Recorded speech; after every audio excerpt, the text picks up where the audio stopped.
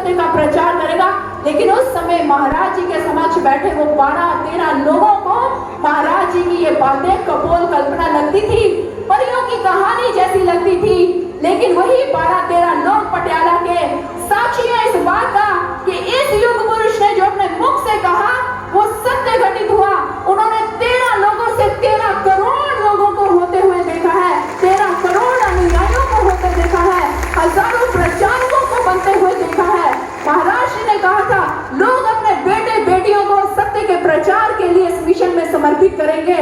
लोग कहते थे महाराज जी लोग अपनी बेटियों को कैसे समर्पित कर सकते हैं? तो भगवत प्रेमियों, ये रहे हम आपके समक्ष गुरुदेव सर श्री आशुतोष महाराज जी के जीते जागते सबूत, जिनके माता पिता ने अपनी बेटियों को भी और अपने बेटों को भी सत्य के प्रचार में लगा रखा। हमारे गुरुदेव सर श्री आशुतोष महाराज जी जो धार्मिक कार्यों के साथ साथ जिन्होंने इस समाज के लिए अपना संपूर्ण जीवन लगाया, खुद संघर्ष किया, नंगे पांव रहे, छोटे से कमरे में रहे और सत्य का शंखनाद उन्होंने कर दिया, सत्य का शंखनाद। लेकिन जब उनके बच्चे इस पटियाला की भूमि पर प्रचार करने आते हैं तो भगवत प्रेमियों लोग उन पर फूलों की वर्षा करते हैं, एयर कंडीशनर कारों में बिठाकर लेकर जाते हैं, फूलों की मालाएं अर्पित करते हैं। एक बार जब महाराज श्री का मिशन स्थापित हो चुका था, सत्य का प्रचार अंतरराष्ट्रीय स्तर पर फैल चुका था, उस समय पटियाला में एक भव्य कार्यक्रम हुआ और उनके बच्चों को हाथों पर उठा लिया गया। तो किसी ने वहीं से महाराज जी का फोन आया तो बात की, तो उन्होंने बात करते हुए कहा महाराज जी ने पटियाला की गलियों में तो आप नंगे पांव साधारण से लिबास में रूखी सूखी रोटी खाकर आप प्रचार करते रहे, लेकिन देखिए महाराज जी जिस मान सम्मान के अधिकारी आप थे वो मान सम्मान आपके बच्चों को मिल रहा है। तो मेरे गुरुदेव सर श्री आशुतोष महाराज जी ने मुस्कुराते हुए कहा अरे मैं तो इंसान का बेटा था ना, तो मुझे यही मिलना था। तुम तो भगवान के बच्चे हो,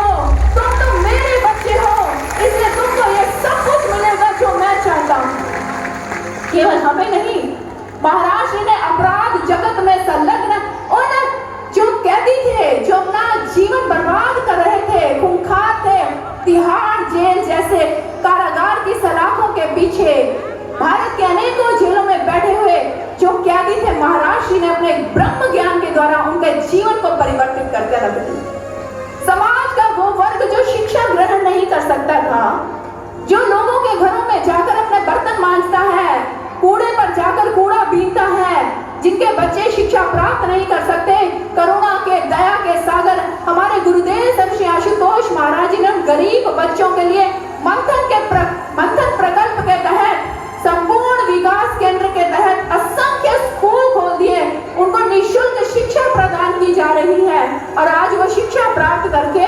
अच्छे नागरिक बन रहे हैं और अपने जीवन का कल्याण कर रहे हैं। पर्यावरण संरक्षण के लिए पेड़ लगाए जा रहे हैं, भारत की देसी नस्ल की गाय के लिए और उनका संरक्षण और संवर्धन किया जा रहा है। कहाँ कहाँ गिनाए हम अपने गुरुदेव सर श्री आशुतोष महाराज जी की कृपा को, उनकी महानता को। लेकिन मैं इतना कहना चाहूंगी कि भगवत प्रेमियों सर श्री आशुतोष महाराज जी उनका यह घोष है कि अगर समाज में शांति चाहिए तो सबसे पहले मानव के हृदय में आध्यात्मिक क्रांति का शंखनाद करना होगा और जब आध्यात्मिक क्रांति का शंखनाद होता है तभी समाज में परिवर्तन आता है, तभी इंसान में परिवर्तन आता है। और हमारे गुरुदेव सर श्री आशुतोष महाराज जी का सत्य वचनों का किया हुआ शंखनाद आज पूरे विश्व में सुनाई पड़ रहा है। पूरे विश्व में जो इसी पटियाला की छोटी सी गलियों में उन्होंने सत्य का उद्घोष किया था, शंखनाद किया था, वो आज सारे विश्व को सुनाई दे रहा है और आने वाला सारा विश्व इसी युग पुरुष के चरणों में अपनी महिमा गाएगा, अपने श्रद्धा रूपी पुष्प इन्हीं के चरणों में चढ़ाएगा, क्योंकि यही मात्र ऐसे युग पुरुष हैं जो शास्त्रों के आधार पर ईश्वर दर्शन करवाने का सामर्थ्य रखते हैं और ईश्वर दर्शन करवाने का भी शंखनाद कर दिया है। और ऐसा शंखनाद किया है कि इस ब्रह्म ज्ञान को प्राप्त करके मानसिक रोगों से ग्रस्त लोगों जो जीवन था वो आज खुशहाल हो रहा है, प्रसन्न हो रहा है। तो आइए ऐसे युग पुरुष के चरणों में भी कोटि कोटि नमन करते हैं जिन्होंने विश्व शांति का शंखनाद किया है। आइए ऐसे युग पुरुष के चरणों में भी हम कोटि कोटि नमन करते हैं, जिन्होंने ब्रह्म ज्ञान प्रदान करके समाज की दशा को सुधार दिया है। आइए ऐसे युग पुरुष के चरणों में भी शंखनाद करते हैं, जिनके उद्घोष में एक शंखनाद है, जिन्होंने अपने बच्चों को समाज के सामने सत्य के प्रचार के लिए रख दिया है। आइए ऐसे